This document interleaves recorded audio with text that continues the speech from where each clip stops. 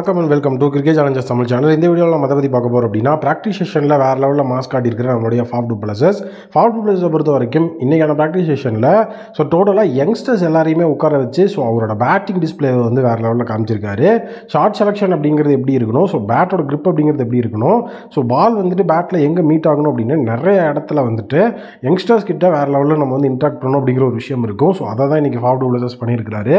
Faf to pluses versus Alzarri Joseph, இதுதான் ஃபஸ்ட்டாக நடந்த விஷயம். அல்சாரி ஜோசஃபை வேறு லெவலில் போட்டு பொழந்திருக்கிறாரு அப்படின்னு தான் சொல்ல முடியுது. நம்மளுடைய அல்சாரி ஜோசஃபை பொறுத்த வரைக்கும் போட்ட எல்லா பால்லையுமே டோட்டலாக அந்த இடத்துல யங்ஸ்டர்ஸ் இருந்தது யாருன்னா மாயங்க் டகர், மஹிபால் ராம்லூர், அனுஜ் ராவத், சுயேஷ் பிரபுதேசா, இவங்கெல்லாம் அதை உட்காந்து பார்த்துட்டு இருப்பாங்க. அண்ட் ஒவ்வொரு பாலுக்குமே அவங்களாம் ரியாக்ட் பண்ணுற மாதிரியான விஷயத்தையும் அந்த இடத்துல சொல்லியிருந்தாங்க. டோட்டலாக நம்மளுடைய ஃபாஃப் டு பிளேயர்ஸோட ஸ்டாண்ட்ஸே வேறு லெவலில் தான் இருக்கும். நம்ம லாஸ்ட் இயர் பார்த்த நம்மளுடைய ஃபாஃப் எப்படி இருந்தாரோ அதே மாதிரி தான் இப்போவுமே தலைவன் வேறு லெவலில் இருக்கிறாப்புல. அதை அப்படியே நம்மளால் உணர முடிஞ்சது. நீட்டாக வேறு லெவலில் அவருடைய பேட்டிங் அப்படிங்கிறத ஃபுல் அண்ட் ஃபுல் காமிச்சார்.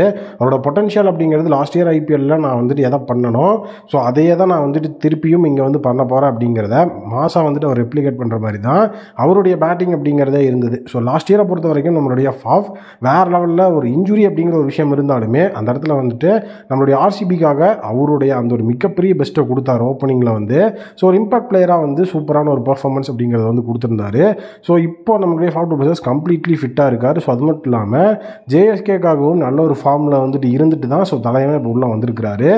கண்டிப்பாக ஜேஎஸ்கேவை பொறுத்தவரை லாஸ்ட் 5 மேட்ச்சில் 350 அப்படின்னு அடித்து வேறு லெவலில் மாஸ் காட்டியிருந்தார் ஃபாஃப் டு பிளேயர்ஸ்.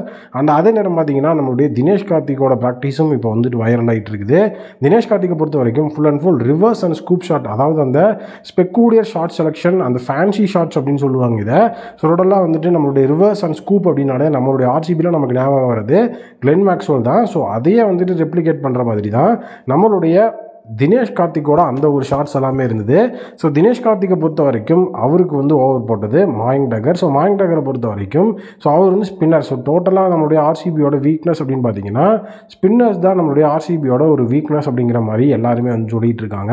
ஸ்பின் டிபார்ட்மெண்ட்டை பொறுத்த வரைக்கும் அந்த இடத்துல மாயங்க் டகர் ட்ரேட் ஆகிட்டு சபாஷ் அகமத் வெளியே போனார். சபாஷ் அகமத் வெளியே போனதை பற்றி நம்ம பெருசாக ஃபீல் பண்ணணுங்கிற அவசியமே இல்லாத மாதிரி தான் லாஸ்ட் இயர் சபாஷ் அகமத் ஆர்சிபி யூஸும் பண்ணியிருந்தாங்க. அது பெரிய விஷயம் கிடையாது. பட் மாயங்க் டகரோட எபிலிட்டி அப்படிங்கிறது தான் இந்த இடத்துல பேசப்படக்கூடிய விஷயம். மாயங்க் டகர் ஒரு தரமான ஒரு பிளேயர்.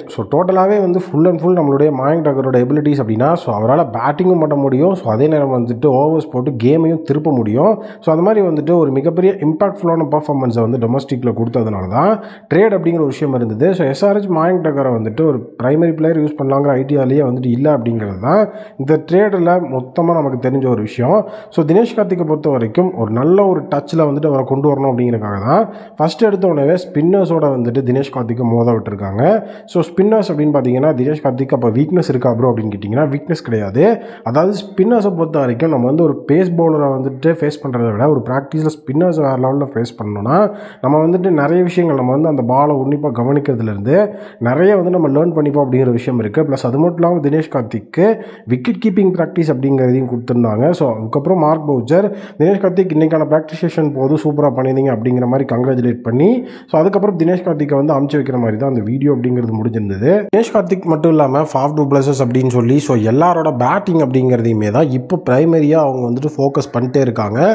நம்மளோட இன்சைடரில் நம்ம ஃபாலோ பண்ணதுலேருந்தும் சரி, அஃபிஷியலாக நம்மளுடைய ஆர்சிபி அவங்களுடைய போஸ்ட் அப்படிங்கிறது போட்டதுலேருந்தும் சரி, பேட்டிங் அப்படிங்கிறதுல தான் ஒரு மிகப்பெரிய நுணுக்கங்கள் அவங்க பார்த்துட்டு இருக்காங்க. டோட்டலாக ஆர்சிபியை பொறுத்த வரைக்கும் நமக்கே தெரிஞ்ச ஒரு விஷயம், பேட்டிங்கில் அவங்க ஸ்ட்ராங் அப்படிங்கிறது. ஓப்பனிங்லேருந்து நம்பர் 7 வரைக்கும் அவங்களுக்கு தரமான ஒரு பேட்டிங் ஆர்டர் இருக்குது. இப்போ வரைக்குமே பார்த்தீங்கன்னா பிரைமரியாக பவுலிங் அப்படிங்கிற விஷயத்தில் இன்னும் அவங்க கான்சன்ட்ரேட் பண்ணி இறங்க ஆரம்பிக்கல. ஒரு வேளை அன்பாக்ஸ் ஈவெண்ட்லாம் முடிஞ்சதுக்கப்புறமா பவுலர்ஸை வேறு லெவலில் ட்ரெயின் பண்ணலாம் அப்படிங்கிற அந்த ஒரு இன்டென்ஷனில் இருப்பாங்களா அப்படின்னு தெரியல. டோட்டலாக இப்போ பவுலர்ஸ் அப்படின்னு நீங்கள் எடுத்திங்கன்னா ஒரு 3 பேர் தான் நீங்கள் வேறு விட்டு என்ற மாதிரி தான் பவுலர்ஸ் ஓவர் போட்டு நம்ம அந்த ப்ராக்டிஸ் செஷனோட கிளிப்ஸ் அவங்க ரிலீஸ் பண்ண நம்ம பார்த்துருப்போம். ஒன்று மாயங்க் டகர், இன்னொன்று அல்சாரி ஜோசப்.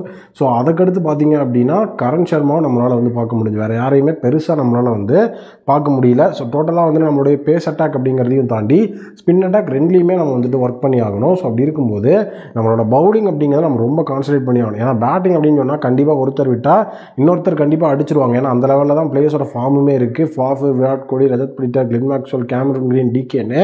ஸோ பேட்டிங்க்கு பஞ்சமே இல்லாமல் தான் இருக்குது. ஒருத்தர் சொதப்பினாலும் ஒருத்தர்கிட்டருந்து பெரிய இன்னிங்ஸ் வந்துடும். ப்ளஸ் அந்த ஃபார்ம் அப்படிங்கிறது அந்த மாதிரி தான் இருக்குது. ஃபாஃப், விராட், மேக்ஸ்வெல் இவங்க எல்லாருமே நல்ல ஃபார்மில் தான் இருக்காங்க. கேமரூன் கிரீனும் ரீசெண்டாக பார்த்தீங்கன்னா அப்படியே லாஸ்ட் வந்துட்டு அவர் டெஸ்ட் ஆடி இருந்தார். அதுலேயும் செஞ்சுரி அடிச்சுட்டு தான் இப்போ வந்திருக்கிறாரு. ஸோ அதனால் பேட்டிங்கில் ஒரு பெரிய லெவல் ஆஃப் அந்த ஒரு மூவ் அப்படிங்கிறது பண்ணுறதை விட பவுலிங்கில் வந்துட்டு இன்னும் வந்து செமையாக கான்சென்ட்ரேட் பண்ணுறது ஆர்சிபிக்கு பெட்டராக இருக்கும் அப்படிங்கிறது என்னுடைய வந்துட்டு ஒரு தனிப்பட்ட ஒரு ஒப்பீனியன். ஸோ அடுத்தது பார்த்தீங்கன்னா ஆர்சிபி அவங்களுடைய ப்ராக்டிஸ் மேட்சை வந்துட்டு ஸோ அன்பாக்ஸ் ஈவெண்ட் முடிஞ்சு அடுத்த நாள் வந்து வைக்கலாம் அப்படின்னு சொல்லி பிளான் பண்ணியிருக்காங்க. ஸோ வந்துட்டு ஆர்சிபியோட ப்ராக்டிஸ் மேட்ச் கண்டிப்பாக வந்துட்டு யூடியூப்பில் வந்துட்டு ஆர்சிபியோட அஃபிஷியல் சேனலில் லைவாக ஸ்ட்ரீம் ஆகும். ஸோ அந்த மேட்சை கண்டிப்பாக நீங்கள் வந்து மிஸ் பண்ண வேணாம். ஸோ அன்பாக்ஸ் ஈவெண்ட் வந்து 19ஆம் தேதி நடக்குது.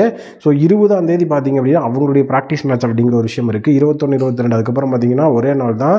ஸோ எப்படி வந்து டைம் ஓடிச்சு அப்படின்னே தெரில. டக்குன்னு வந்து பார்த்தீங்க அப்படின்னா ஸோ ஐபிஎல் நமக்கு முன்னாடி வந்துருச்சு. ஸோ டோட்டலாக இந்த ஒரு ப்ராக்டிஸ் செஷனில் அல்சாரி ஜோசப்பை போட்டு பொழந்திருக்கிறாரு நம்மளுடைய ஃபாஃப் டு பிளஸர்ஸ். ஸோ மகிபால் ராம்ரூர் 50-50 வந்து டிகே அண்ட் மகிபால் ராம்ரூர் அப்படின்னு சொல்லி நம்ம சொல்லலாம். ஸோ வேறு லெவல் ப்ராக்டிஸில் அசத்திட்டு இருக்கிறாங்க. அன்பாக்ஸ் ஈவெண்ட் நாளைக்கு ரொம்ப ஒரு கியூரியாசிட்டி இருக்குது. நேம் சேஞ்ச் அப்படிங்கிற ஒரு விஷயம் இருக்குது. ஸோ அது மட்டும் இல்லாமல் ஆர்சிபி உமன்ஸ் வந்துட்டு சாம்பியன்ஷிப்பை வின் பண்ணி அந்த டிராஃபி கேபினட்டாக கொண்டு போகும்போது ஆர்சிபி உமன்ஸுக்கும் ஒரு மிகப்பெரிய செக்மெண்ட் அந்த இடத்துல அவங்க ஆட் பண்ணியிருக்கிறதும் அதிகமான வாய்ப்பு இருக்குது. ஸோ இன்சைட்டில் நிறைய விஷயங்கள் நடக்க போகுது. உங்கள் ஒப்பீனியன் என்ன அப்படிங்கிறத கமெண்ட் செக்ஷனில் சொல்லுங்கள்.